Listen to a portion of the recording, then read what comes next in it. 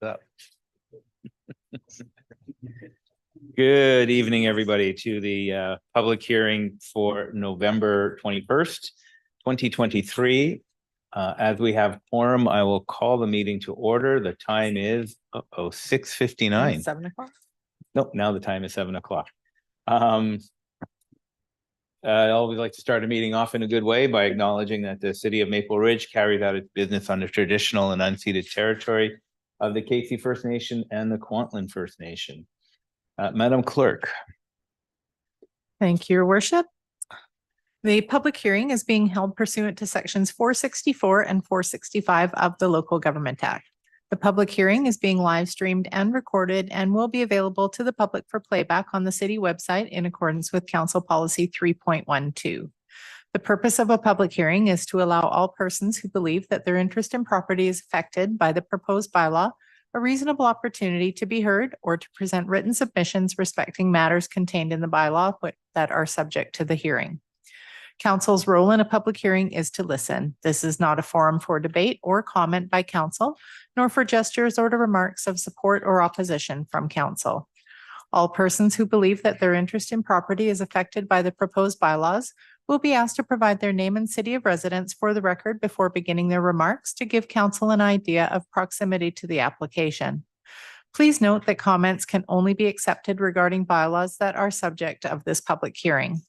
For members of the public attending the public hearing in person who would like to speak, please approach the podium when the chair calls for public input. Please clearly state your name and city of residence for the record before beginning your comments. If you are participating electronically, please register as a speaker by raising your hand, turn on your camera, and clearly state your name and city of residence before beginning your comments. The corporate officer will confirm whether the statutory requirements for the public hearing have been met for each item. Planning department staff will give a presentation on the item, after which the chair will issue 3 calls for public comments on the bylaws. Each person wishing to speak will be allotted 5 minutes to speak per call to a maximum of 15 minutes. Speakers are asked to provide their name and city of residence before beginning their comments and to address only the issue at hand. Staff will respond to technical questions where possible. After the public hearing has been closed, council cannot receive any further communication, written or verbal, regarding the public hearing item. Further consideration of bylaws on this agenda will take place at the next regular council meeting.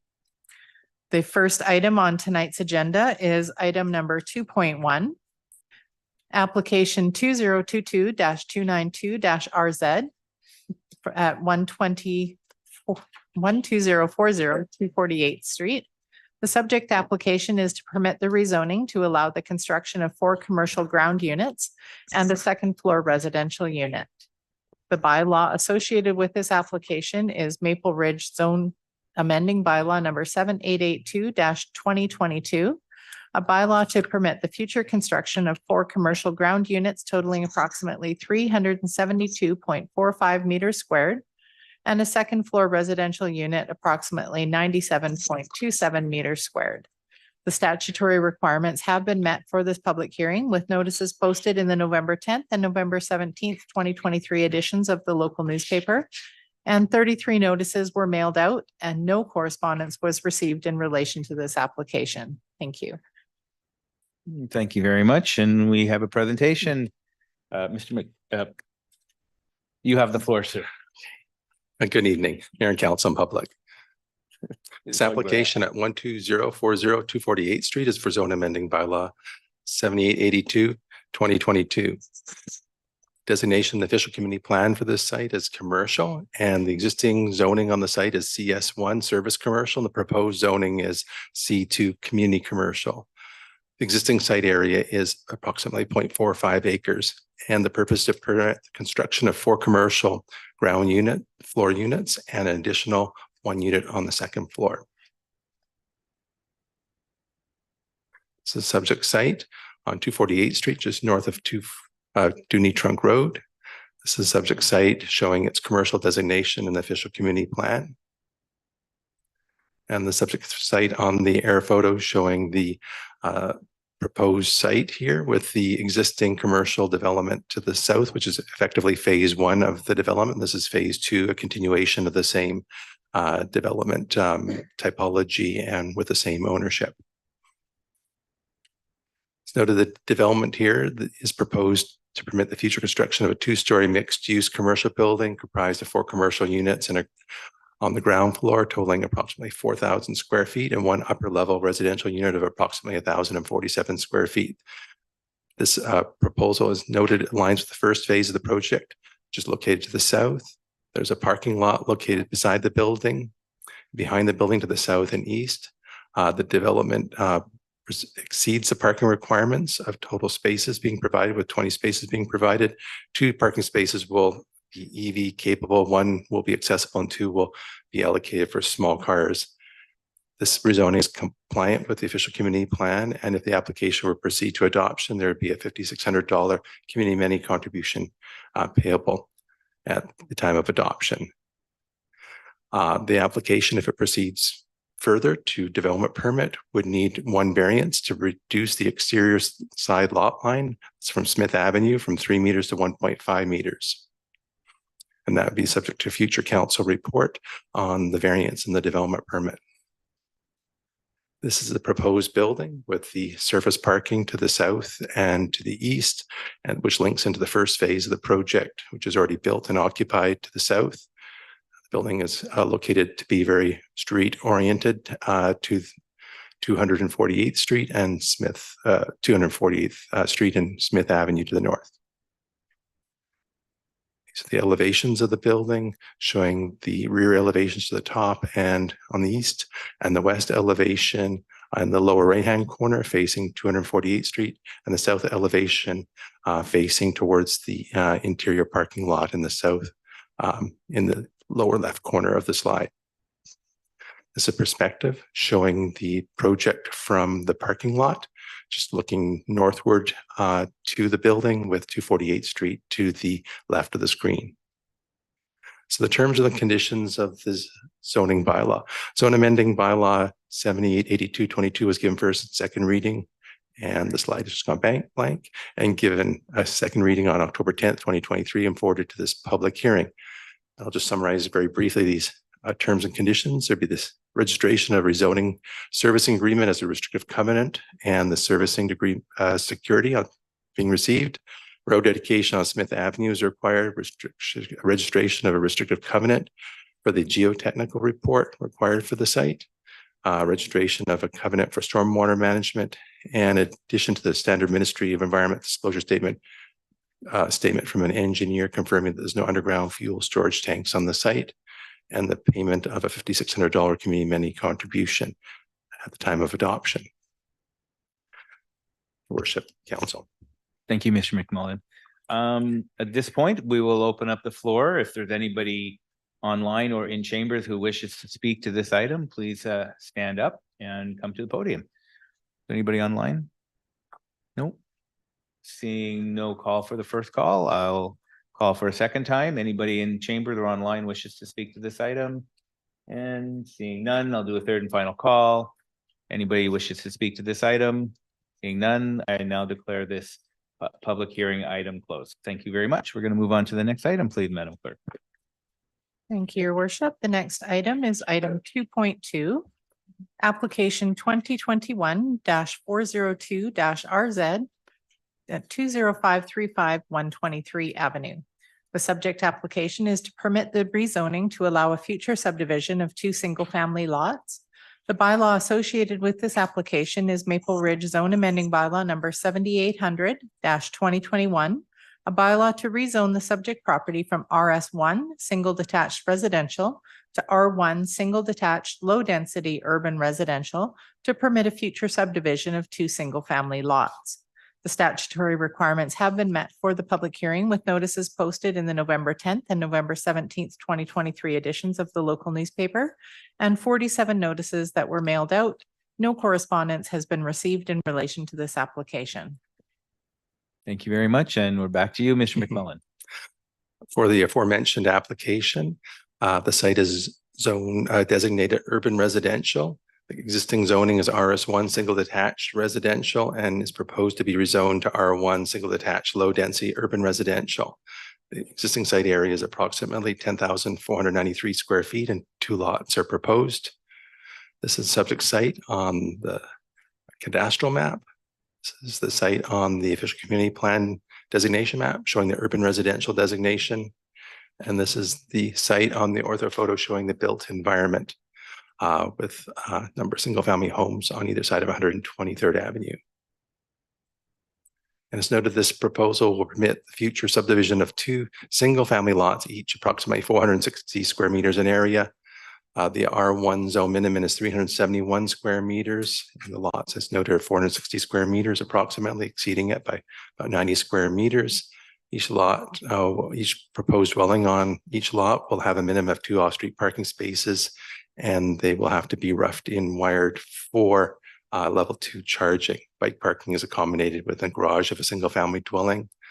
And the application is compliant with the official community plan. And if this application proceeds to adoption, there'll be a $9,200 community amenity contribution payable. This is the proposed subdivision on 123rd Avenue showing the lot line splitting the existing lot into 2 460 square meter lots and road dedication widening 123rd Avenue to the south. The terms and conditions for this bylaw, I'll summarize them very briefly. This is a standard rezoning servicing agreement restricted as a covenant on title and receipt of a security deposit. Road dedication 123rd Avenue is required, removal of existing house, and confirmation through a disclosure statement from an engineer that there's no underground fuel storage tanks on the site and that there's a voluntary contribution of $9,200 applicable at payment at adoption. Your worship, Mayor and Council. Thank you very much for the presentation. At this point, we'll open up this item for public hearing for any comments or questions from either online or in chambers. Is there anybody in chambers who wishes to speak to this item? Anybody online that wishes to speak to this item? Is there anybody online? No, nobody's online. Okay, we'll go on to the second call. Anybody in chambers or online who wishes to speak to this item? Seeing none, a third and final time. Anybody in chambers wishes to speak to this item? Seeing none, I will now close this item for public hearing. Thank you very much. We're going to move on to the next item, please. Thank you, Your Worship. The next application is 2020-129-RZ at 13287 232 Street. The subject application is to permit the rezoning to allow a 2-lot subdivision. The bylaw associated with this application is Maple Ridge Zone Amending Bylaw number 7654-2020, a bylaw to rezone the subject property from RS3 Single Detached Rural Residential to RS1 Single Detached Residential to permit a future subdivision of 2 single-family lots. Oh, sorry, I read the wrong item. Sorry. Yeah. It's item 2.3, application 2021-579-RZ. At 23682 Dudney Trunk Road. Subject application is to rezone the subject property to permit a future subdivision of approximately 2 single-family lots fronting Dudney Trunk Road and construction of approximately 16 townhouse units on a 3rd lot to the south. The bylaw associated with this application is Maple Ridge Zone Amending Bylaw number 7826-2022, a bylaw to rezone the subject property from M1 Service and Industrial to RM1 Low Density Townhouse Residential and R2 Single Detached Medium Density Urban Residential to permit 2 single-family lots. The statutory requirements have been met for this public hearing with notices posted in the November 10th and 17th, 2023 editions of the local newspaper. 108 notices were mailed out. 18 pieces of correspondence were received with concern to this application and distributed to council. Thank you. Thank you very much. And back to you, Mr. McMullen. Thank you. The aforementioned application 2021-579-RZ on 23682 Dudney Trunk Road for zone amending bylaw 7826-2022 is in an area that's designated urban residential. The existing zoning is service industrial that allows a range of light industrial uses. Proposed zoning is RM1 low density townhouse residential for the townhouse development site to the south, the larger part of the site, and R2 single attached medium density urban residential for 2 single family lots in the north end of the site facing Dudney Trunk Road. The approximate area of the site is 1.1 acres. and is noted to permit 16 market townhouse units and 2 single-family dwellings fronting Dooney Trunk Road. This is the parcel here, the long parcel stretching from 119th Avenue to Dooney Trunk Road. It's a parcel showing the urban residential designation on this parcel and all the parcels around. And this is the ortho photo showing the built environment or the warehouse with other industrial zoning existing to the west and single family houses to the east and to the south. As noted, the proposed rezoning is to permit the future construction of 16 market townhouse units and 2 single family lots facing Dooney Trunk Road. The townhouse units are configured as 3-bedroom units, each with double side-by-side garages. The proposed development will require subdivision of this 1 lot into 3 lots. As noted, the 2 single-family lots to the north and the road dedication for the extension of the lane just south of Dooney Trunk Road, and then the creation of the larger townhouse site to the south.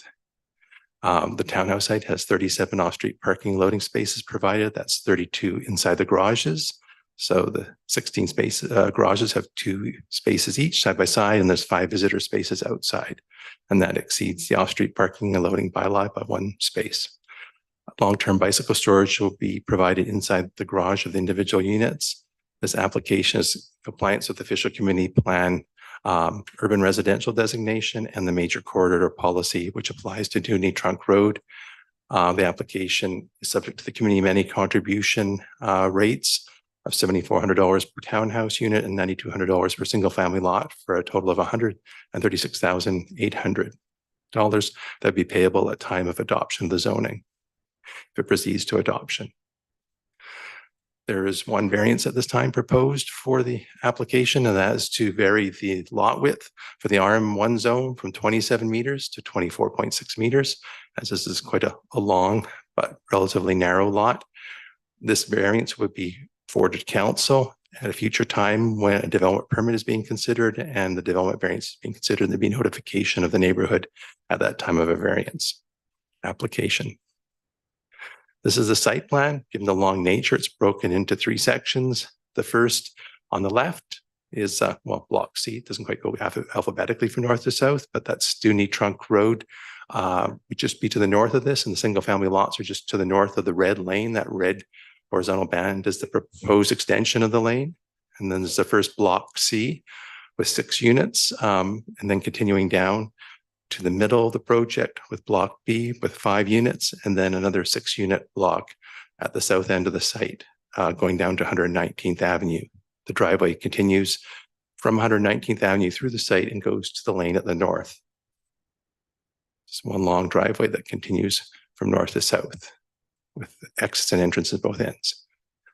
This is the subject project here with the east elevation at the top. That would be facing the industrial building to the, east elevation facing the single family homes to the east.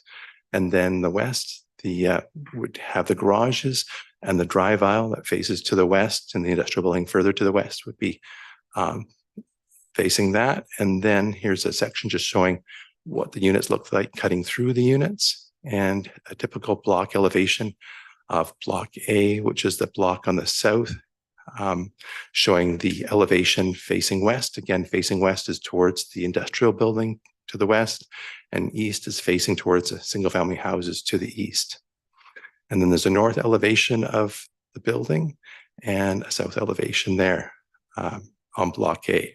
And that south elevation of block A would be facing 119th Avenue. The north is facing another building on the site. This is a perspective showing the project, looking down the site with the internal drive aisle, and then the industrial site would be to the right and single family houses to the left. And this is the backs of the units in perspective facing to the east, where the single family houses are located. So the terms and conditions of this bylaw, I can just summarize briefly because it's quite wordy. There's a standard registration of a rezoning servicing agreement and as a covenant, and receipt of a security deposit as outlined in the agreement, road dedication of along 119th Avenue and for the new lane. As required, the registration of a restrictive covenant for the geotechnical report, covenant registration for protection of visitor parking, restrictive covenant being registered for stormwater management, and just confirming through the waste management branch of the Ministry of Environment to confirm if any site investigation is required based on the submitted site disclosure statement before any zoning or development permit is approved. That's a standard condition. And then in addition to the Ministry of Environment site disclosure statement from a professional engineer confirming there's no underground fuel storage tanks on the subject property, and that a voluntary contribution of $136,800 would be payable for the community many contributions should this application proceed to adoption. Your worship, council, and public. Thank you very much for your presentation. At this time, we'll open it up for any comments from anybody online or in chambers. Step on up, state your name and your place of residence, please. Too short. My name is Jennifer DeTorres, and I'm a Maple Ridge resident. My home is directly adjacent to this property that they're looking at. It affects the safety of my home. It affects the fact that I work from home and I'll be disturbed continuously during the construction. It also affects the fact that every time a car comes out of this property, it's shining its lights onto my home. It also will depreciate the value of my home. I am definitely not pleased with this. It also, we already are at full capacity in the elementary schools in the neighborhood. We cannot sustain, we cannot support any children that will be coming into these homes with a place to go to school. There are several items that are affected in this community. We are a well-established community. And with the understanding that that property was never going to change. I purchased my home with the fact that that was a safe place to live. It was quiet. It was, like I said, a well-established community.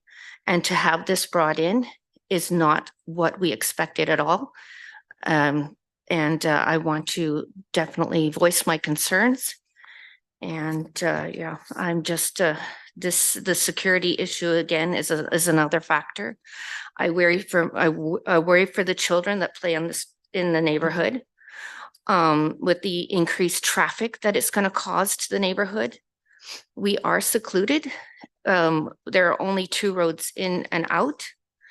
So this will cause traffic into the neighborhood. My granddaughter is also someone that I'm definitely concerned about, that you have to, I mean, of course you watch your children all the time, but I mean, you're going to be watching them like hawks because this is the cars that come in and out of there and the way people race in and out of those properties already on that street already is always a concern, and to increase the volume is going to affect us immensely. My husband works nights. What's this going to do for us with all this construction? How long is this construction going to last? How many times is it going to disturb us? It's going to affect us economically. I have to work from home. I cannot lose my job. I have to pay for my home that I have purchased. And having this in there, it's going to cause multiple disruptions to myself, and not just myself, to my neighbors. I have several neighbors who also work from home. How is that going to affect them? It's going to affect us greatly. So thank you very much for your time, and thank you.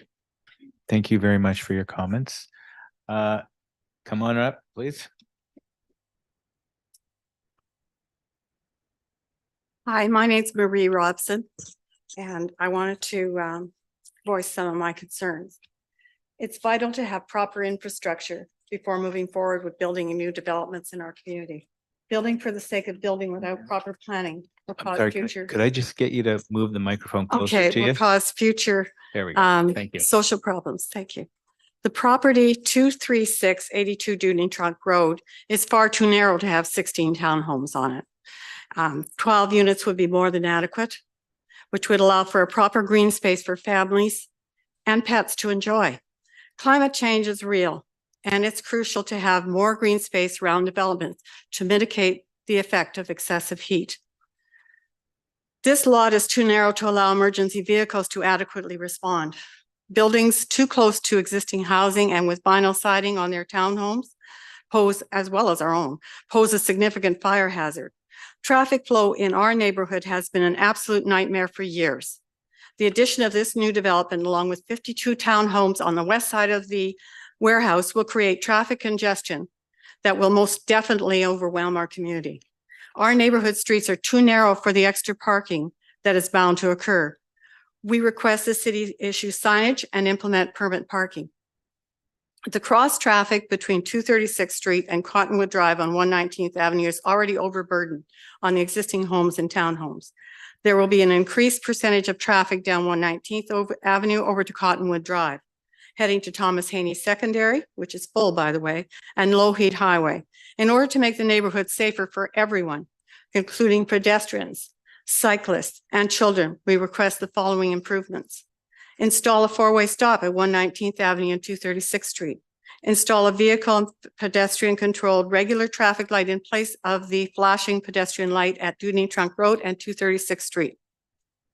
Install a three-way stop, which will be required for Cottonwood Drive and 119th Avenue in order to safely move the increased volume of traffic. I've attached some pictures of wildlife, which I sent to you people in the email.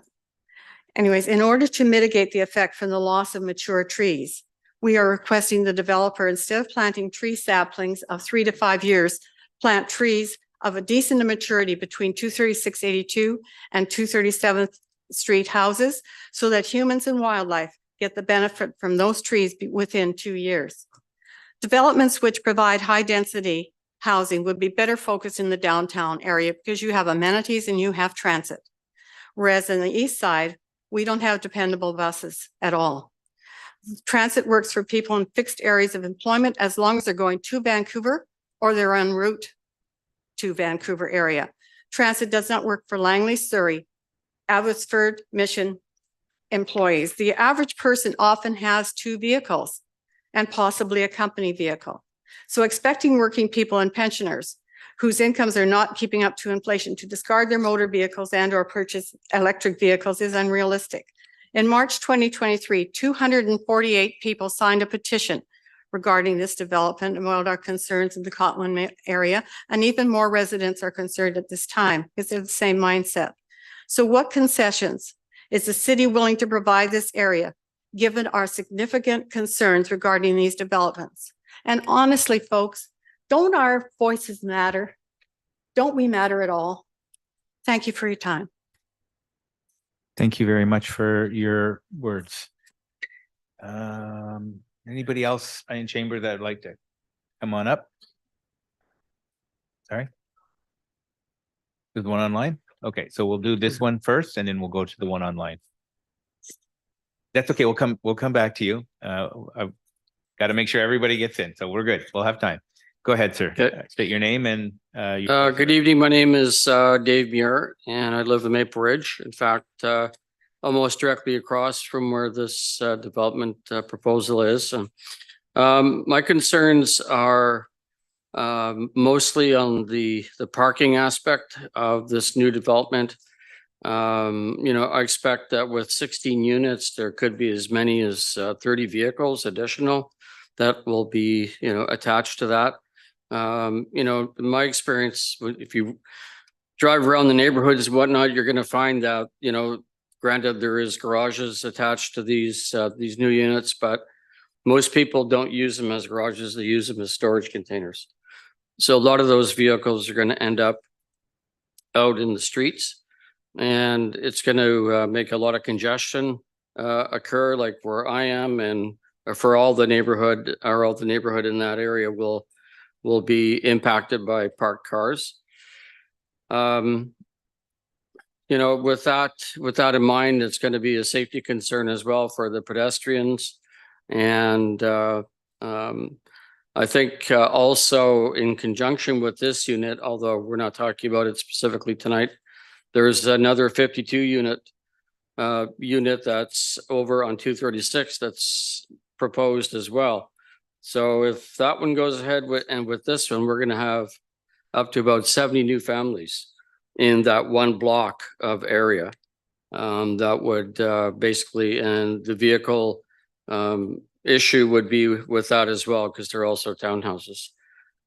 So what I'd like to see is a reduction in the townhomes, in that, and provide more parking in their own unit, get less vehicles off the road and get them into the complex where the people live. That's what single dwellings are meant to do, and why not do it with these as well? It would save a lot of congestion. In addition to that, the road infrastructure is going to be impacted greatly. And we're going to see, again, a lot more traffic, especially going, I suspect, in the west direction on 119th. And we're going to need help in respect to those intersections, stop signs, or perhaps even traffic lights to help regulate, because to try to turn onto Dewdney Trunk Road during rush hour from that area is really, really difficult, if not impossible, dangerous. So the only light that exists there is on Cottonwood. So everyone going west most likely is going to be heading in that direction, going down Cottonwood and to access that light. So there'll be a lot more congestion there during the rush hour times. That's it for me. Thank you for your time. Thank you very much. We're going to move on. We're going to do the two folks who are online one at a time, and then we'll go back to folks that are in the chambers. Hi, guys. Can you hear me? Just testing. Is Trevor? Yes, speaking. Can you turn on your camera, please? Yes, 1 second. Let's see. There you are. Can you guys see me okay? Got it. All right. So my name is Trevor Henderson. I live 23658 119. I just want to express some concerns about the development. So the first, I'd like to just talk about the number of units. If you look at the single detached homes that is listed on 237th Street, there's 8 homes. That is from the 119th up until 119B. And I know that they want to propose 16 in that same kind of area when there's 8. So it's about double the size or doubling the homes in the same amount of size, which there currently is 8. So that would be my first concern. Kind of meet somewhere in the middle around the 12 to 14, maybe 13 mark would be fair. With that said, it was brought up earlier with the amount to the road or the alleyway. In the demonstrations and in the presentation, it was shown it would be a small alley. But then, as noted before, it would be a hazard for a fire truck to be able to enter it. And my concern is if it's any wider than an alley, then it would create essentially an avenue with 236B Street, making it the same artery as a 236 Street on its own instead of being a 236B. And if you know, there's Alexson Robinson School that's right there. And currently the flow of traffic that goes from 118 down to 236 and then up to 119 to Cottonwood to the light currently. So one of the areas I would also recommend is to have 236 and 119 to have a 4-way stop. I think it was mentioned, I second that. Also having painted a crosswalk on the side where there is a sidewalk. Currently on 236 and 119, you have the crosswalk painted on to basically someone's backyard because the other side of the street is the only side that actually has the sidewalk. So my other recommendation would be to currently only have access from Dewdney Trunk. So completely have the bottom 119 closed off and only have that townhouse access from Dewdney Trunk. If you go ahead above Dewdney Trunk, you notice 237th Street, all the advanced development and townhomes that have been built there. again, if you have an artery and you allow it to go right through from Dudney Trunk right into 119, you're going to allow the additional 500 residents that have kids that currently go to Alex and Robinson's Elementary. They won't go to 238th. They'll take the route that's right in front of them and cut right through because it's there. And so it doesn't matter if it's just going to be an alley lane or if it's going to be a full-fledged street. Once you open that up and you connect it to the 236B street, you're going to just create a whole new street. And it was said in the first and second from the first and second people that they had a concern with the traffic, and with that, it's just going to create a street essentially, not an alley. And so yeah, those are my concerns there. And so if it was blocked off, that would be my main one. And yeah, if it was just access from Dudney Trunk, I'd be okay with the development on that front. Thank you very much, Trevor. Thank you. We're going to move on to Cassette. Got a first name, last name?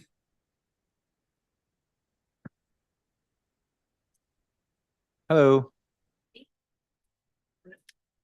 You're mute.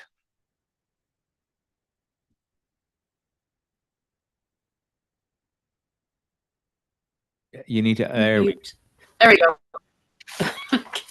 I say amen with a big exclamation mark to everything Trevor just said. My goodness. Okay. I don't have necessarily the same word. Wait, I wrote everything down, so I'm just going to say that. Hello, Mayor and councilors.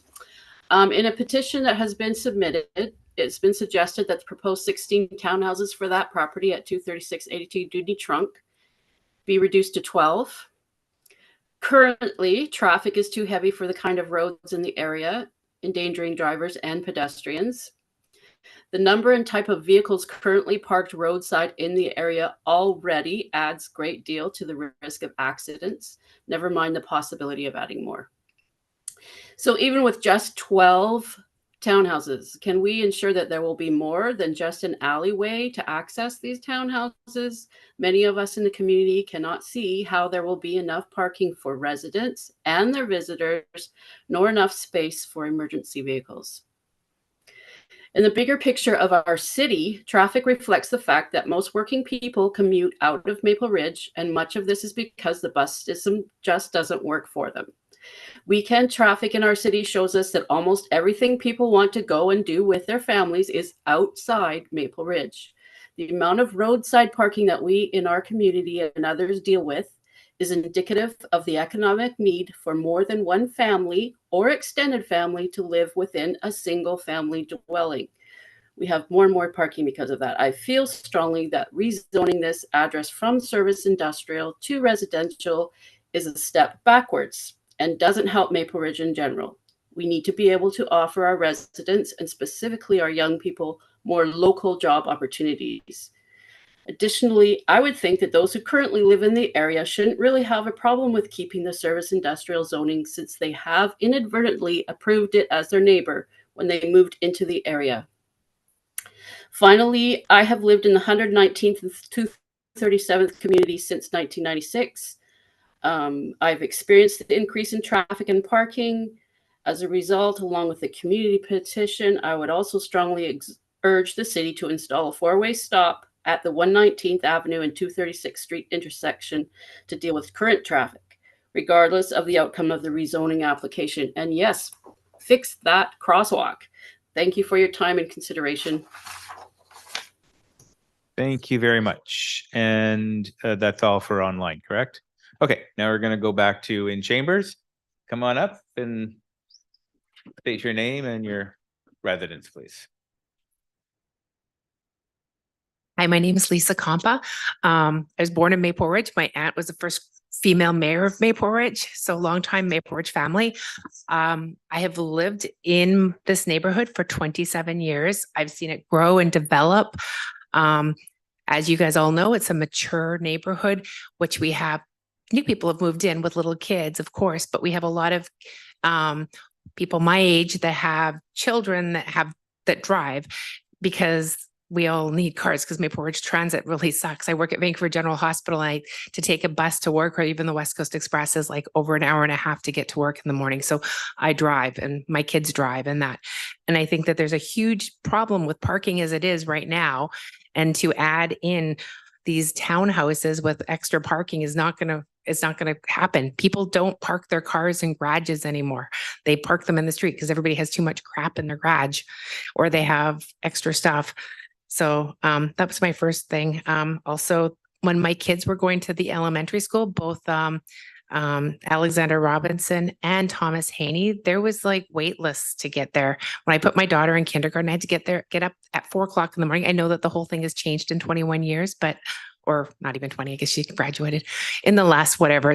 You do it online now. When my kids were little, that you didn't, but it was hard to get them into school then. And I know that Alexander Robinson has a wait list, and it's going to make more families come into the area and make the school demand higher. You guys have brand new townhouses across the street from Dewdney Trunk Road now. So there's that strain on our school as well. So I would like to say that I think it should be definitely less townhouses, and the entrance should be on Dewdney Trunk Road, not going down an established street, because it's just like there's too many kids and there's just so much happening already. To put something new in there that's been there for a long time is not right. So, and I also feel very sorry for Jennifer, who her house will have every single car pointing in, the headlights will be going directly at her house. And she's lived there for several years now. And now this is like a huge, horrible thing that's happening. So I just urge you guys all to really think hard and think if you would really want to have that in your yard. So thank you very much. Thank you very much. Come on up.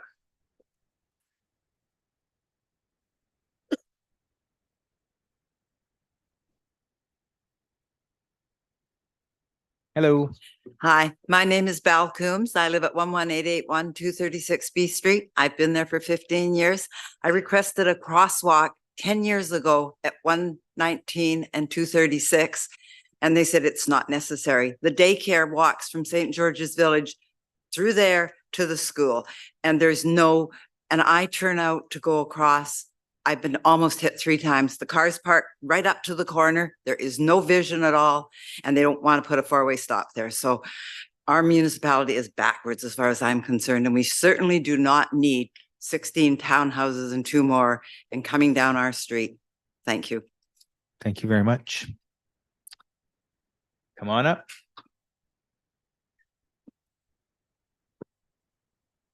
Hi, my name is Ellen Homer, and I live at 11923 237 A Street. And would you mind putting on the map, the satellite map, so you can see? Okay. If my voice gives out, my husband's gonna come and take over for me, because I got too much smoke swimming at the leisure center when they have the garage doors open, and I'm still recovering from September. So I am the block watch person for all of 237 A Street and 236 B Street. So, and I walk around that area every single day. So 1 block south of the south end of the development, 118, to 1 block across the street from Dewdney, to the 2 side roads that exit onto Dewdney, which is our street 237A and 236. So I'm just wondering if you can show me with a thumbs up if the councillors got my email. There was a 15-page letter with pictures, but you haven't read it yet? You have read it. No, Okay. we have received. Because this a lot is of all the correspondence. pictures of that I've taken on my route. So it actually shows the traffic, so you can see what's happening with it. One thing it doesn't show though is our neighborhood is very family oriented. We know each other. Before COVID, we'd have block parties all the time. Whoops. And you'd have the neighbors have Easter egg hunts for their kids on 236B. Very family oriented. You go down the street now, you see kids climbing the trees and everything. And we don't want to have cars parked one after another and have the kids not being seen when they're going out. Right now, we have 507 townhouses townhouse units around us, either north of Dudney, a block north, and also on the west side. So 507.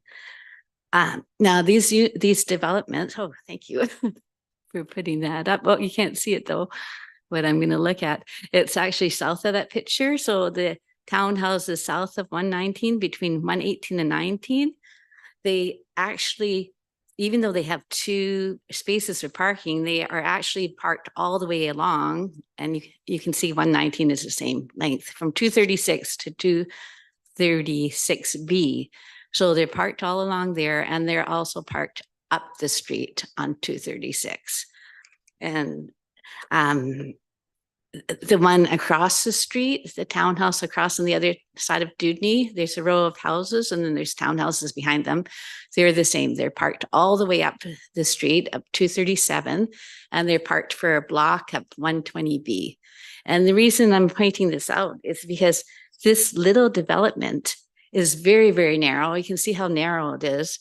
There's lots of T intersections where you're not allowed to park within 6 feet. And so there's going to be very, very little parking there. Whereas these other developments, they can park beside the townhouse for a whole block. This development has no parking on the street, so which means they're all going to be in front of the neighbors' parking. In my letter I gave, and this is just from walking around, 2 neighbors. One I was walking by at the top who was already having a discussion with a person from the townhouse about parking in front of their place. And the last time I went yesterday, he was actually parked on the neighbor who owned the detached house was actually parked on his grass for parking. That's where he had to park. So the detached homes around the development, somebody already said they have lots of people in the houses. They have older parents, they have older kids with cars, they have tenants with cars, and they also have recreation vehicles, trailers, boats, whatever. So already a lot of parking is taken. And if you look at the letter I wrote with all the pictures, it'll show that. The other thing we have to look at is on this picture here, there's just showing one development, but there's actually another development on the other side of that warehouse of 52 units. So there's going to be a lot of traffic there. So as a person who walks all the time, some of these things have been mentioned, but we definitely, whether these are built or not, need a 4-way stop on 236 and 119th, because on 236, you're going to have that 52 townhouse complex exiting the new one. And it's already a crossing that most of us need to get to. If you're going down 119th, you have to go all the way to Cottonwood, which isn't showing the next street to the left, to get up to Dudney to get a light. So a 3-way stop is also needed at Cottonwood, because you get to the end of 119th, it ends. You either have to go north to Dudney to the light or south, and you can get to Thomas Haney. I don't want to cut you off, but you're way over your 5 minutes now. Okay. Can you take a few seconds and wrap it up? Okay. Well, I can wrap it up this way. Thank you. You have my letter. Yes, we And have your letter. basically what I was going to say at the end is just what the suggestions are. And I just want to say to you that I'm really annoyed that we weren't told, we didn't get a letter. We got a first letter for the development meeting with the developer, but no letter on 237A, even though this is the side street or the exit street for this development. So you can read my comments on here. Thank you very much. Okay. Come on up. Hey. Well, Name and place of residence. my name is Don Lekai and I live on 237A Street. And if you had the letter that we sent to you with the documentation, you could see the effect of not only this bylaw, but how it interacts with the 7852-2022, which which is the larger complex, which on that map up there would be basically If I the. can, so we can't focus I know on we that can't, because we're we not have public talking about hearing. that. I'm only talking about how this interacts. Just keep focused on the one in front of us. How Thank you. this interacts with the rest of the plan, because the whole neighborhood is affected by this. And this unit here, which is putting traffic out onto 119, is a big is a bigger traffic problem because the 237A intersection is a blind corner. You cannot see, and there's documentation in the letter we sent, you cannot see, even when you're going around the corner, you cannot see around that corner. So that is a very dangerous corner for the traffic that's already there. And if you add that additional traffic going around that corner, it is scary just walking your dog and trying to cross at that corner. And you have to cross at that corner because the sidewalk is on the west side of 237A, but on the east and south side on 119 Avenue. The biggest problem that we have here, and it's been addressed before, is wishing that we had transit in this part of town. We don't. We have, if you go into Vancouver and you say, show me a transit schedule, they laugh at you because if you miss it, there'll be another one in 5 minutes. In our area, you get one bus every half hour and every other bus goes the wrong way. And on Sundays, they don't even go the whole way, which we learned when we just came back from a trip on a Sunday and decided to take transit. So, and Maple Ridge promotes itself as a place to attract people who are interested in outdoor activities. But so people in our neighborhood have a lot of large recreational vehicles, boats, trucks that are capable of being used to go camping. And there's already a huge amount of congestion. And I know that they plan to put a parking, off-street parking just at the south end of this lot, but the T intersection, of course, you've got 6 meters on either side. You can't park. There's really no place for the people the overflow traffic from there. And of course, being strata, they won't be allowed to park their own vehicles in that lot, so they're going to go on the street.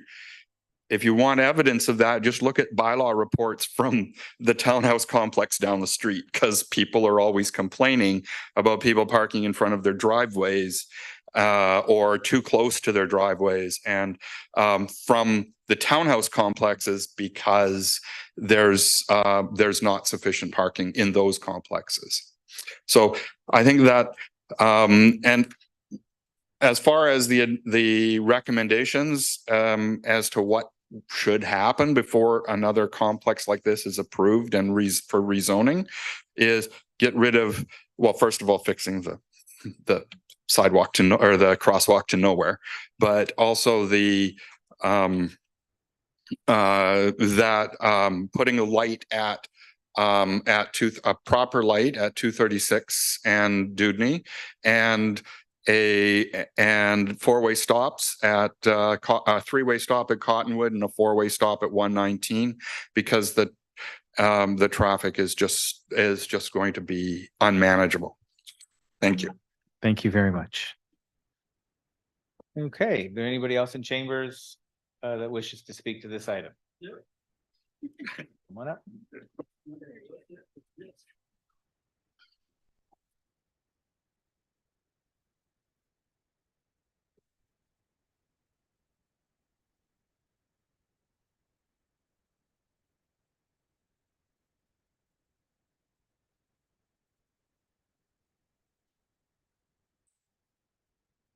Hello, my name is Andre Plante.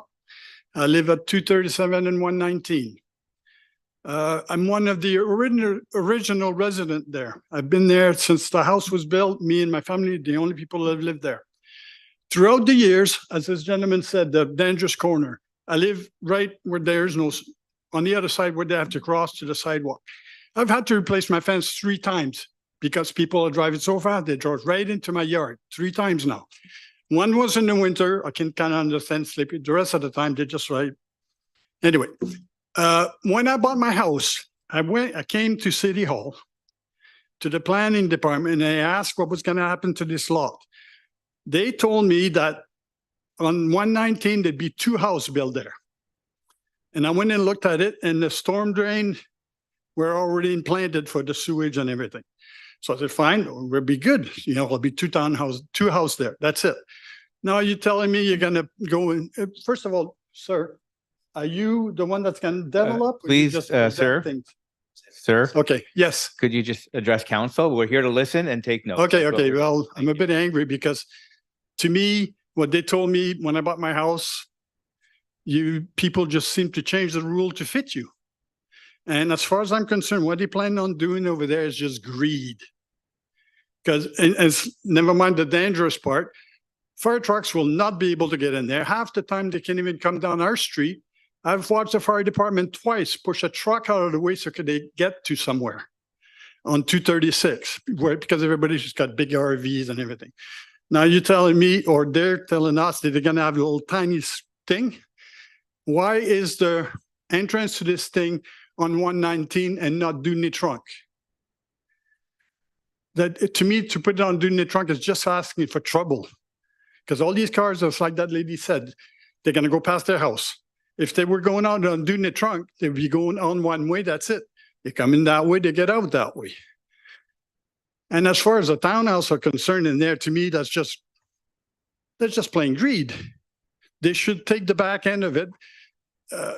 I've been in that little thing a lot. It's so narrow. If they want to do something special for Maple Ridge, build your 2 house here, 2 at the end, and make the rest a park for the kid to play in instead of going out all up. It is so skinny. Like, I'm just lucky that. I just, we want to be able to listen and take notes, and that's what we're doing. Yeah, I'm just lucky that my Thank kids you. are growing up. Because it's so dangerous. It's like the gentleman, he can't even walk his dog now, every day. And it's like and then whenever anything happens on Doonie Trunk, they revert the traffic through our road. Well, basically, that's what's going to happen if they build this. It'll be like this all the time. All these cars, nobody's going to park in their driveway because there's no room. I could go on for 2-3 hours, but build 4 houses, 1 there, 1 there, make the thing out, Doonie Trunk, make a park. Have a good day. Thank you very much. Okay, anybody else wishes to speak to this item? Nobody's online? I had this one question. What about all the letters that we sent in? What happens to those? So the letters have all been received and they've been passed around and they're a part of the record. Okay, thank you. Oh, can I have one more question? Okay, then just, yeah, we don't want to start getting into that thing of just answering questions back and forth. Just 1 second, please. So this is there anybody else that wishes to speak that hasn't already spoken? That hasn't already spoken? Some people online couldn't get through. That's okay. That's my job to manage that. There's nobody online, right? Okay, so then I will open it up for a second round. You may come back up and ask your question, sir. I forgot my question, I'm sorry. I didn't do that on purpose. Okay, is there anybody else that wishes to speak to this item? Oh, yes, my question. Come on up to the thing. Come on up to the thing, to the microphone. Careful. Yes. My question is, if that warehouse ever sells, are they gonna go build more townhouse there? Once again, we're here to just to listen. Yes, So I couldn't even answer that question. That's a hypothetical question. because So the we're person, here to that- listen. okay, the person that owned the lot originally, I know them. And that's what they were waiting for the warehouse to sell so they could build more houses, not townhouses. And somehow they sold it to somebody else. Okay, thank you. Thank you. Yes, you may come up again. How long do I get? Well, you want to introduce, not the same thing, but if you want to add Yes, to I it, love then go ahead. So I just wanted to go through, and I'm not going to say the stop signs because people have already said the stop signs in those two. But definitely at the end of our street, 237A, 119th, it's a totally blind corner. Please do something. Somebody's going to die. Kids who are going to the school, to Alexander Robinson, that bridge, I've written and have hundreds of pictures of it, unsafe conditions, ice, snow, leaves, and the kids are walking the street. Last winter, like a guy on 236B had to shovel it himself. And the other way, the route to the school is by Dudney. Winter, there's too much snow on it. You can't get through because houses back onto it and there's no exit for them. Just if the new townhouse is built, please build it of fire resistant materials. We don't want to see another fire like on Edgerton 121. And as somebody said, wide enough for fire trucks. And also what nobody's mentioned, there should be a path to Dudney so they can get to the buses. And townhouses, this is the most important, should have driveways to park their cars, not just garages to use for storage. And the number of residents may have to be reduced. Great example is St. George's Townhouse, which borders on 236. You can't see it on that side, where they have a storage shed between the garages and between tenants, which is really good. And just to remind you again, the petition was signed by over 200 people, by one person taking it around. And please, Mayor Remy, you talk about the tremendous growth in the newspaper at a rate that doubles the national average. We don't want to double it because our infrastructure hasn't doubled. I can't get to Golden Ears because I have to reserve. I can't go drive to the dike to walk the dog because there's no parking. Can't book swim programs for the kids or fields. We need the infrastructure first. And at the focus group for the city that I took part in, that's exactly what they said. It's, you can live here, it's beautiful, but you have to go somewhere else to do anything. I moved to Maple Ridge in 1988. I almost bought a house bordering Abernathy and 232, but I didn't because it said it would be a main thoroughfare. And look at how long it's taking to make that road into 4 lanes. So I think I'll leave it at that. And thank you for listening. And please read that letter with all the pictures. Thank you very much. Anybody else wishes to come to the podium and speak? That'll be. Okay. Again, this isn't for questions, right? So this is round 3. So you go ahead. Okay. I just want to know what else we can do to prevent this or to make to like, besides being here and writing the letters, what else can we do? What other voices do we have to make this change different? Well, I will answer that question in the sense that council decides that they listen to all the challenges that we have from the feedback that we get. We go back and we'll look at, there was some suggestions about 4-way stops, pedestrian control, 3-way stops, and all these notes are taken care of. All these notes are taken down. Okay. Right. So, but this is public hearing. So this is the final chance. So up until this point, the information's been going back and forth. So there's a lot of information on the table right now. Mm-hmm. So at the end of this, that's where the public hearing item will close. And then we won't be able to take any more information. That's why we're looking if there's any new information that needs to be added to this. No, I think we had lots of really good points, but it's just to remember them when you're making your choice, if you can. Thank you. Okay. And yes, sir. Come on up. Wait. We can't hear you from over there. State your name and your place of residence, please. My name is Nick Ferraro. I live on 237th Street there. Question is, this piece of property that's going up and down, at the very end of 237th Street, there's a little laneway. Will the townhouse have access to that laneway? Will the vehicles be coming out that way instead of going out 119th, or is it going to be blocked off at the very end of where the laneway is, the townhouse, and the 2 houses that face Dudney, have the laneway access like the rest of the houses on Dudney? Okay, so again, the purpose of a public hearing is to just listen. We've gone through our first reading, we've gone through committee of the whole, we've gone through a whole process where questions were asked. Council had the chance to ask questions. So this is the final piece where if there's any other pieces of information that you want to present to us, but this is not a forum to be able to ask and answer questions. That's not the way that this works. Okay. The reason I said this is because if the vehicles are exiting out that laneway, they're going to be parking on 237th Street. And that street there is all homes. You can see it. And it's a very narrow street. And everybody has more than one vehicle and they park it on the road, on the driveway.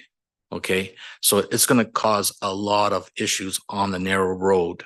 And the same thing on 119th. Okay. And that's what I see.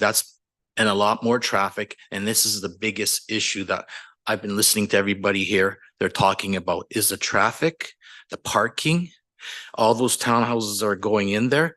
There's not going to be enough room for people to park there. Too narrow. That should be like a park, you know, like there is on Northwoods Park, I think, north of Dudney. And there's a walkway going from that end of Dudney north. And it should be the same thing going through here. It should turn into a park for all the families that live in that neighborhood to enjoy. That's it. Thank you. Okay, anybody else? Come on up.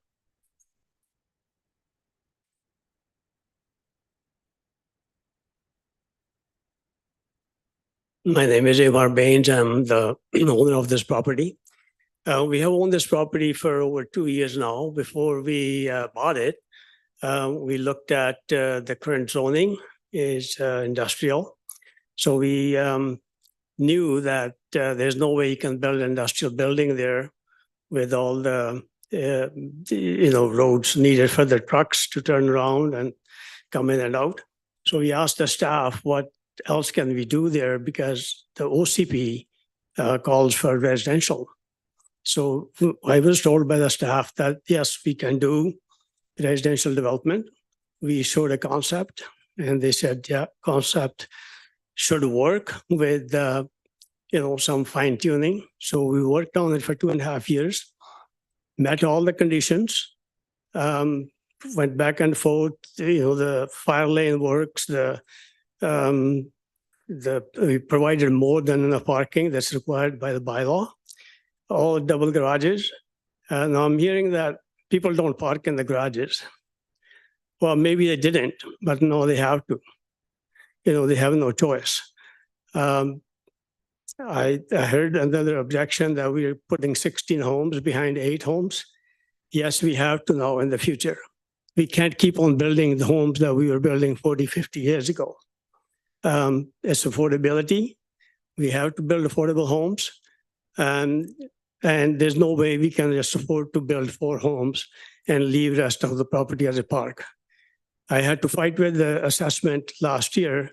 They assessed this property at $4.5 million because it's industrial 1-acre land.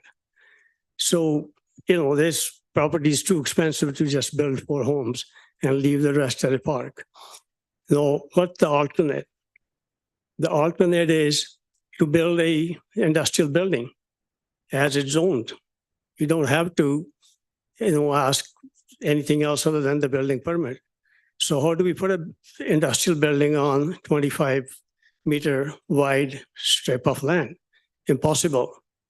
So this is the best alternate we have come up with. We have met all the requirements. We have provided more than required parking.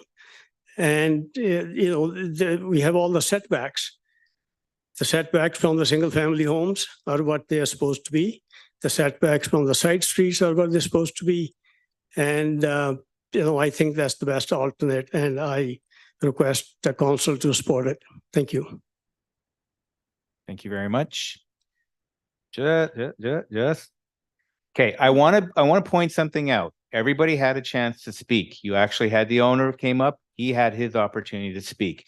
We're not going to get into debate between council, between people here and the owner. So I do have a couple of people back online. This is the last round. So if there's something new that you want to add, we'll continue with that process, but please just respect each other and we continue to move on. So we're going to move to Trevor online. Thank you. I'm just going to turn on my camera. Can you guys see me okay? Yes, we can. Thank you. Just to the respect of what you've just mentioned, and just to reaffirm my point is not to cancel the project, as the owner just came up and said, oh, he wants to do industrial. It was two main points that I really want to stress to council and to yourself, Mayor, is having the access only from Dewdney Trunk.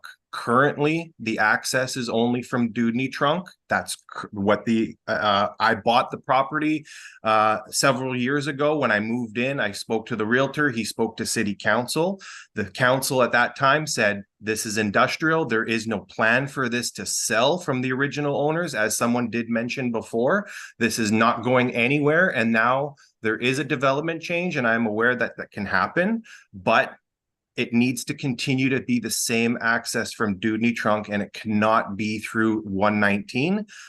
If you look at the lane width and the house that they want to build and the amount of homes, even if you reduce the homes from 16 to 13 or 12, the lane needs to be wide enough. And if it is wide enough for a fire truck, it's going to be an actual street at that point. And if you're looking at the map right now, that whole map will become an actual street, just like 236, which will open up traffic from Dewdney Trunk that will go right to a school. That's Alexander Robinson at the bottom of this map, which you do not see. It was also mentioned that the bridge at the bottom is very dangerous because it is too narrow right now, and there's the barrier that causes very, very poor walking conditions. I do know this for a fact. My mother, who lives with me in my basement suite, delivers papers to every single home in this neighborhood. So I personally help her on a weekly basis, and so I know the route.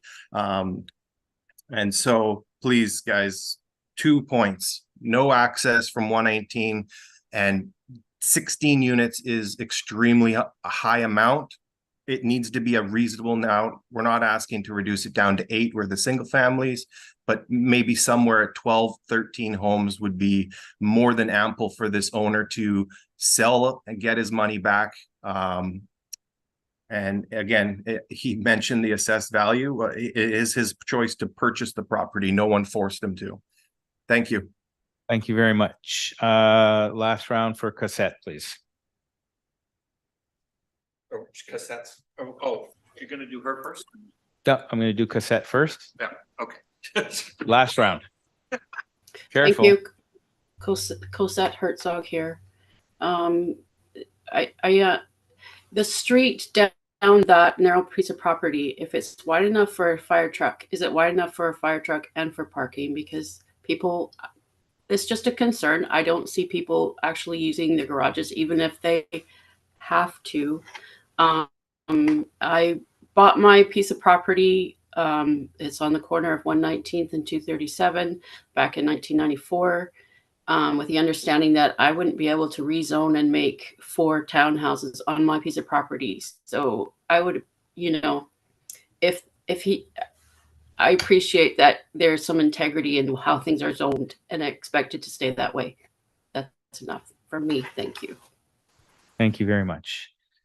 We are coming to the end of this, and we're, by the way, the 15 minutes, we've gone way past 15 minutes, but I recognize, but let's try to keep it to if there's any new points, because, the repetition is we've documented everything. So come on up.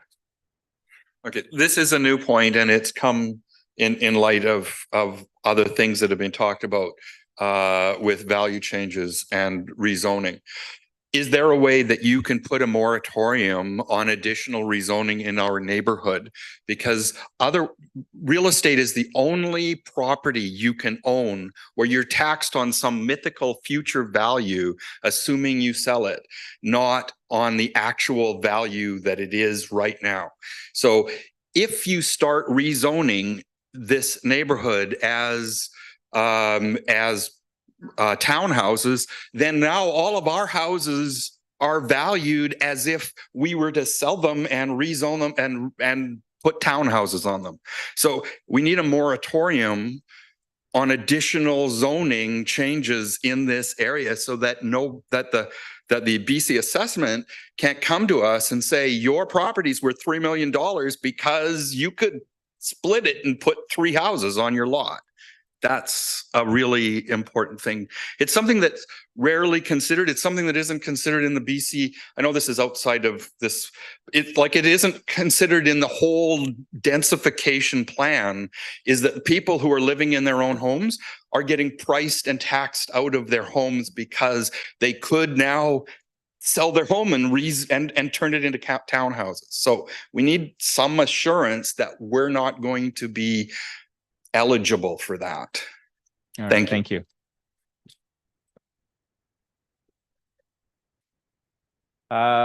And anybody, did you want to come up for? Okay. Okay. Okay, all right. Seeing as how there's no other comments, I will now close this public hearing on this item. Thank you all very much for being respectful to each other. Really appreciate it. Thank you. Madam Clerk. Merci beaucoup. The next item on the agenda is application 2020-129-RZ at 13287 232 Street. The subject application is to permit the rezoning to allow a 2-lot subdivision. The bylaw associated with this application is Maple Ridge Zone Amending Bylaw number 7654-2020, a bylaw to rezone the subject property from RS3 Single Detached Rural Residential to RS1 Single Detached Residential to permit a future subdivision of 2 single-family lots. The statutory requirements have been met for the public hearing with notices posted in the November 10th and 17th, 2023 editions of the local newspaper, and 15 notices were mailed out. No correspondence was received in relation to this application. Thank you very much. And Mr. McMullen, you're up again.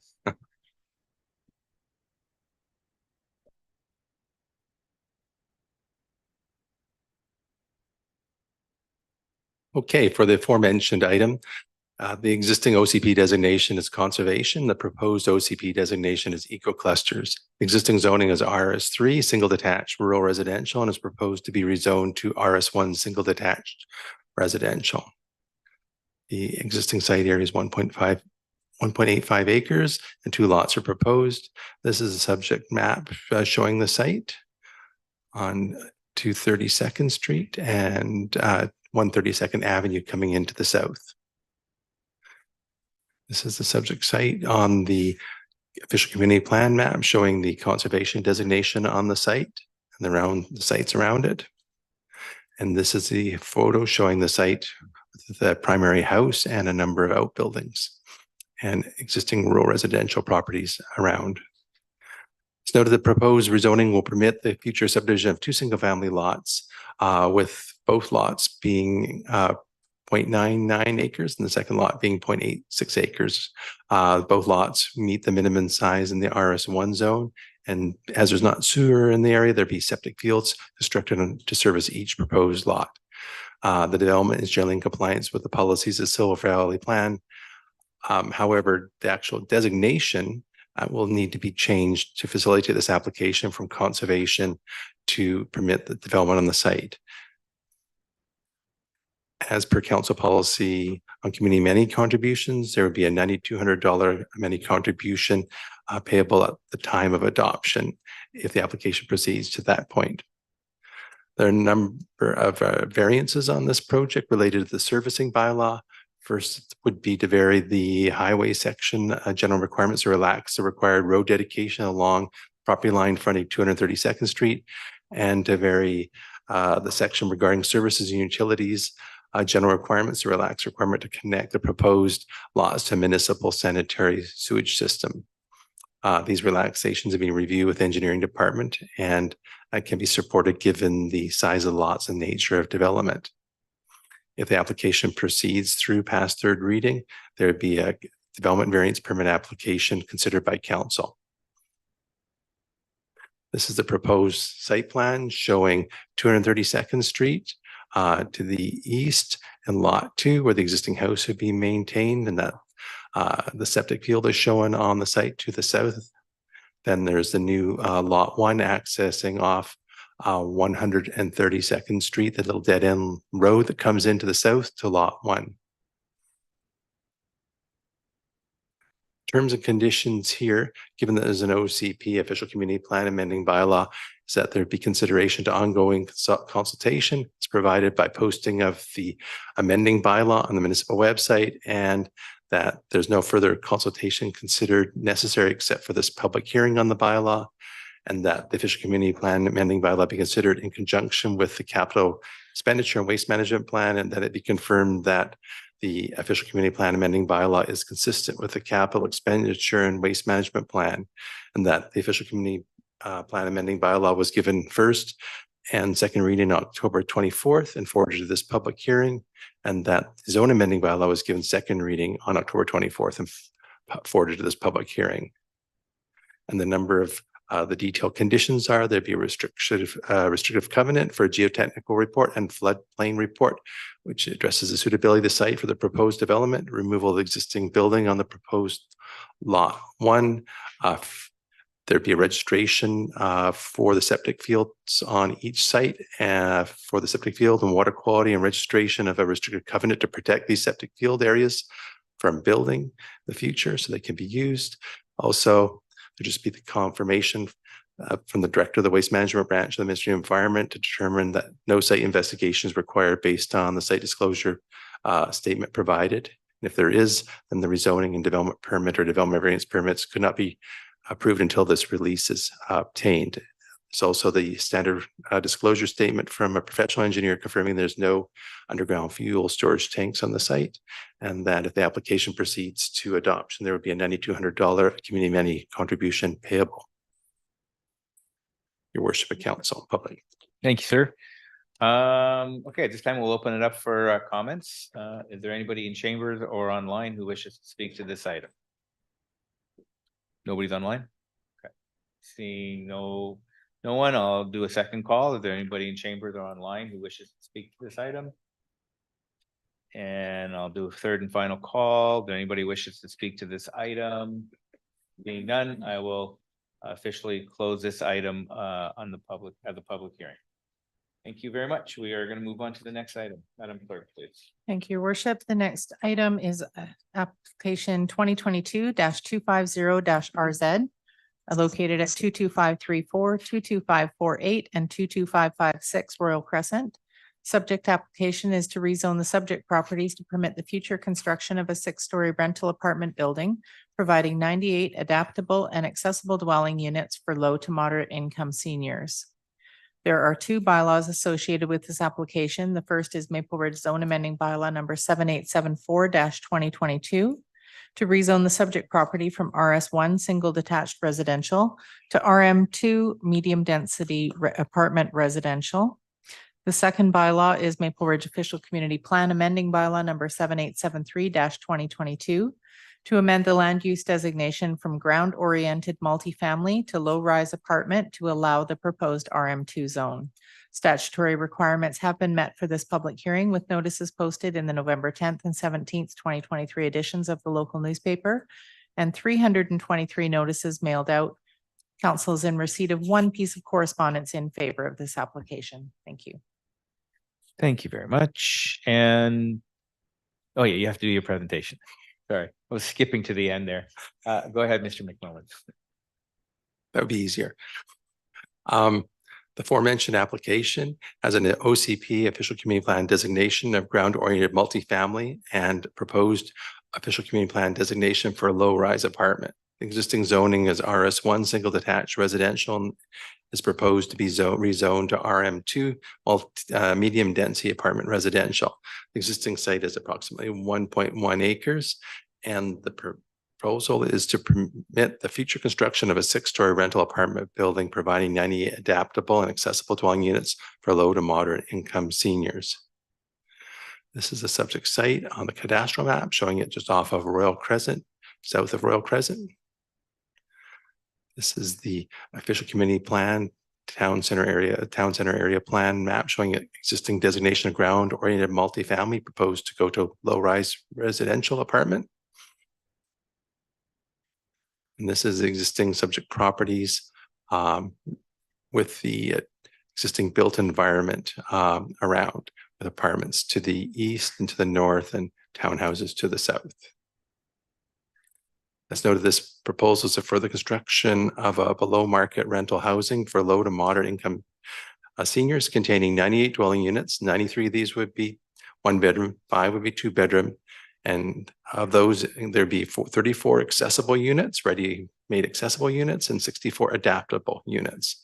There'd be 74 parking spaces provided. 46 would be an underground parking garage, and 28 would be surface parking to the rear of the building. 8 of the spaces would be accessible, 6 would be small car, and there'd be 6 visitor parking spaces. There's roughed-in level 2 charging for all off-street parking for residents, and 50% of the visitor spaces as required under the bylaw. 10 long-term residential and 5 short-term visitor bicycle parking spaces are required under the bylaw provided. There's a 25.6 square meter, about 300 square foot storage room for scooters on the main floor of the building proposed.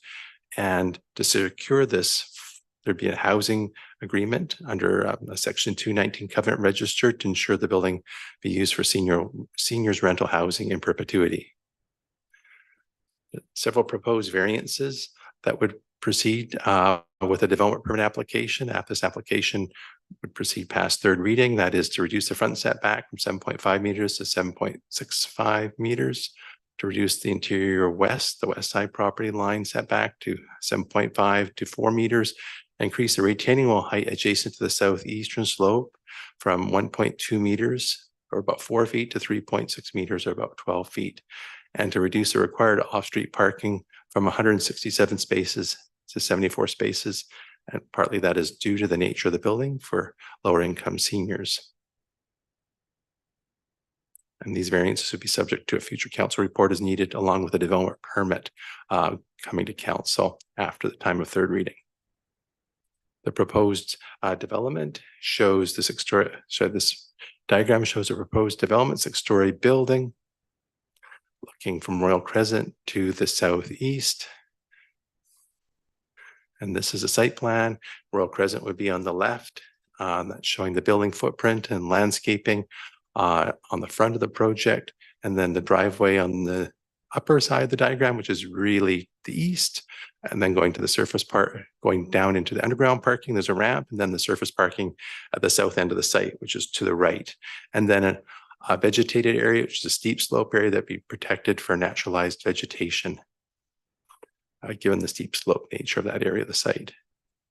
And these are sections of the building showing how the building cross-section where it's flat at the top, and then where it shows cross-section going from Royal Crescent on the right-hand side of the bottom slide down to basically Royal Crescent on the right. That's the north, going to the south on the left. And there's a viewing platform just off of the south area of the building site over that naturalized vegetated area that was noted in the previous slide. This is a north elevation of the building, the front elevation facing Royal Crescent.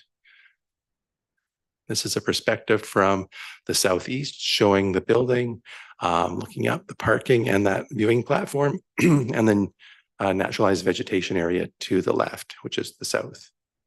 And this is a perspective showing the building looking from there, of course, to the northeast with Royal Crescent up above and the parking below and that naturalized area to the sort of center right.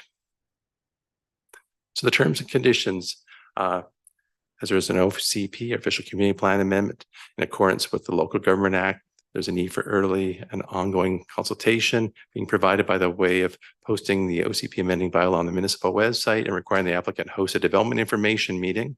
And that council considers that it unnecessary to provide any further consultation except by the way of this public hearing being hosted tonight. And that official community plan bylaw be considered in conjunction with the capital expenditure and capital and waste management plan, and that it be confirmed that the official community plan amending bylaw is consistent with the capital expenditure plan and waste management plan, and that the official community plan amending bylaw was given first and second reading on October 24th and forwarded to this public hearing, and that the zone amending bylaw was given second reading on October 24th and forwarded to this public hearing. And then the detailed terms and conditions that would need to be met before final reading is the registration of a zoning servicing agreement as a restrictive covenant, receipt of the security deposit as outlined in the agreement, approval from the Ministry of Transportation and Infrastructure as it's within 800 meters of the Lougheed Highway, amendment to the official community plan, town center schedule to redesignate the site from ground-oriented multifamily to low-rise apartment residential, road dedication on Royal Crescent is required, consolidation of the subject properties, and covenants being registered for the geotechnical report for slope stability of the suitability of the site, for a restrictive covenant for protecting visitor parking, and a restrictive covenant for stormwater management, and the registration of the previously noted housing agreement in accordance with the Local Government Act, and a restricted covenant stating that the proposed 98-unit apartment building be restricted to residential rental units in perpetuity. And in addition to the above, there's a standard requirement for disclosure statement from an engineer confirming there's no underground fuel storage tanks. Your worship, King Council. Thank you very much for your presentation and indeed for all of your presentations tonight. At this point, I will open it up to the floor if there's anybody online or in chambers that wishes to speak to this item. Please step on up and come on up and state your name and your place of residence. Anybody online, by the way? No, okay, good. All right. Hello, Eileen Robinson. I live in 22588. I'm a resident there. My concern, I just have a few concerns. I'm very pleased about the whole aspect of building more seniors housing. It is a great area for seniors to live in. The parking issue was addressed, although I see it's been reduced. And I'm wondering about if the reduction is going to affect those who need special vehicles for their disabilities. And I moved into the 22588 complex just before they built the apartment across the street. There is major concerns with the road there, but because they're tearing it up right now to make sewage, it's going to be fixed, hopefully. And then they're going to start building the other one. So the speed is my big concern, especially you've got 100 more seniors coming in there. There's a drastic need for speed controls. The corner, the bigger cars and trucks that are now parked there often, and lots of driveways coming out onto the road. That is my major concern. And the other thing was 98 spaces being built, but the modular housings are going. That's about 50 spaces for people, and the two buildings that were just torn down. So are we ahead at all? I don't know how many people were in the two buildings that are now gone. I presume most of them were seniors. That's the only questions I had. Thank you very much. We'll do anybody else in chambers that wishes to speak to this item? Seeing none, I'll do a second call. Nobody's online. Do a second call if anybody wishes to speak to this item. Seeing none, and third and final call, anybody wishes to speak to this item? Seeing none, I will declare this public hearing item closed. And as we have no further business, I will also adjourn this meeting. Thank you.